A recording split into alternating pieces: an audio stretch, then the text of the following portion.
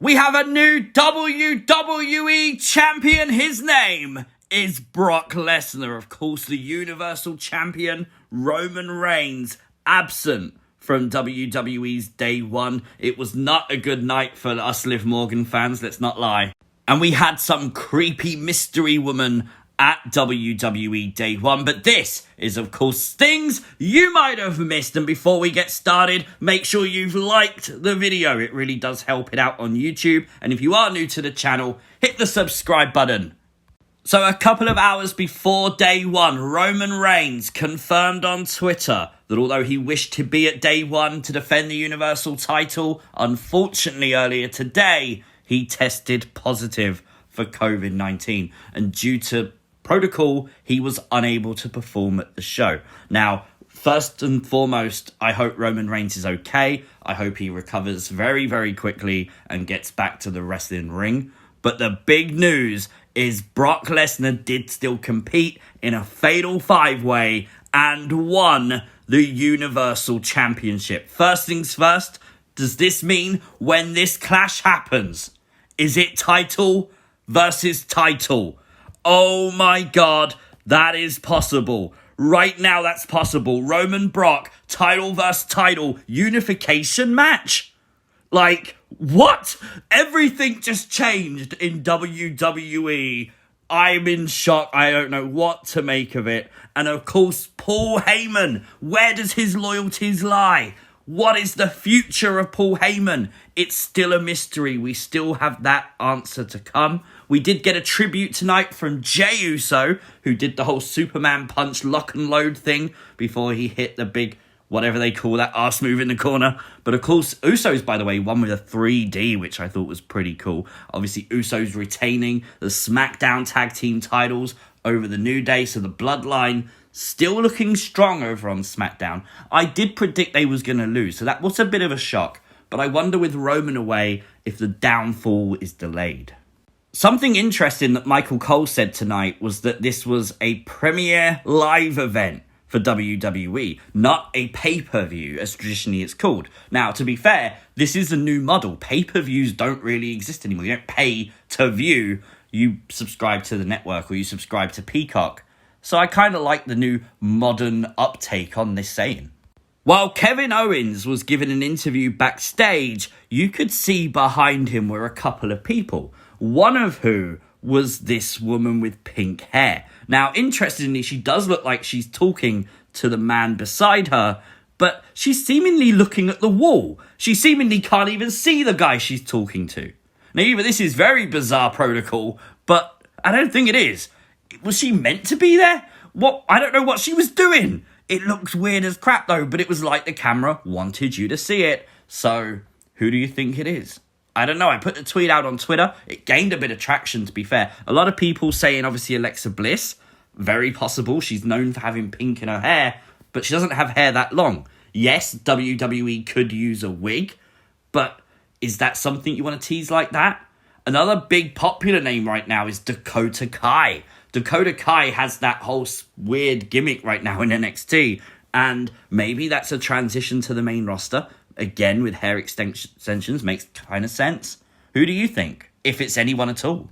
Okay, Liv Morgan. In fairness, we got to say this. Her pay-per-view performance was amazing. I'm not just saying that as a fan. She genuinely looked great. The fact she was able to take advantage and become ruthless like Becky Lynch was great because that storytelling of the progression of Liv Morgan. It did look like at times Liv Morgan could win. The crowd were solidly behind her, so I think that's a plus. I think if you're WWE, you're hearing that and you're thinking, okay, we're onto something here. But of course, it was Becky Lynch with a victory.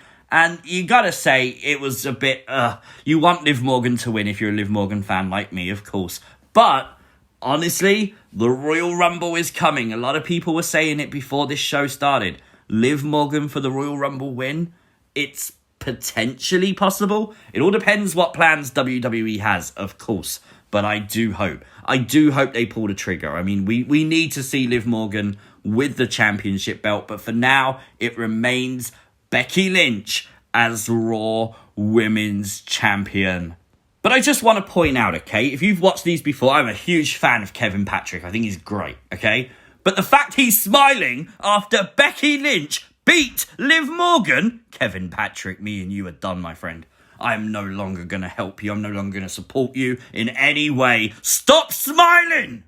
And hey, the majority were wrong with me too, as 500 people voted on the poll on Twitter today. Who wins at day one? Stinky Becky Lynch or beautiful Liv Morgan? And 67% were totally unswayed and voted Liv Morgan.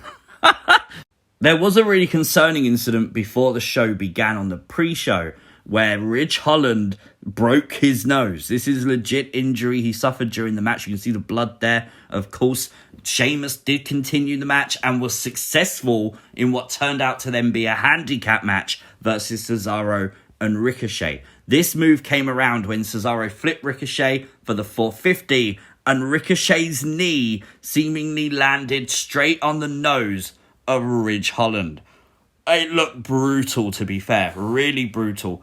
Honestly, hope Ridge Holland is okay. He did take to Twitter and social media after the incident and posted a picture confirming it was a bloody new year because, well, you can see for yourself, he's broke his nose. Edge's Brood theme song and entrance returned at day one. Always cool to see. Do you know what? The nostalgia pop is always great. I love the fire, the whole... Everything about it is just cool. And I love the fact he brings it back. And it's only for that portion of the entrance. That's the best part about it. It's not like it's a permanent thing that he has to do each time. He comes out just like with the Seth Rollins feud and transitions to the normal Edge theme song. And the crowd go nuts each and every time. Always fun to see. But of course, the big story between Edge and Miz was Maurice, the difference maker. And she was equalized as Beth Phoenix returned to WWE. Oh my God, she looks amazing. I love this look for Beth Phoenix. This looks absolutely brilliant. She looks like some kind of warrior, and I love it. Obviously, the tribute there to Betty White, of course, on her jacket too. Honestly, great to see Beth Phoenix back. We knew she'd left the NXT announce team, but stayed in WWE. We hoped this was the reason why, and it turns out she's there. Presumably, this was done to set up for the mixed tag match, which we've all been talking about, potentially at the Royal Rumble. It kind of does make a lot of sense. I think it's definitely a match people would like to see. And speaking of the Rumble, Johnny Knoxville has confirmed he will be a part of the men's 30-man over-the-top rope Royal Rumble match. What? Johnny Knoxville is in the Royal Rumble. Of course, the Royal Rumble happens Saturday, January 29th, this month. Oh my God, it's action-packed January for sure. I cannot wait. Do you reckon Johnny Knoxville could win? Let me know in the comments down below.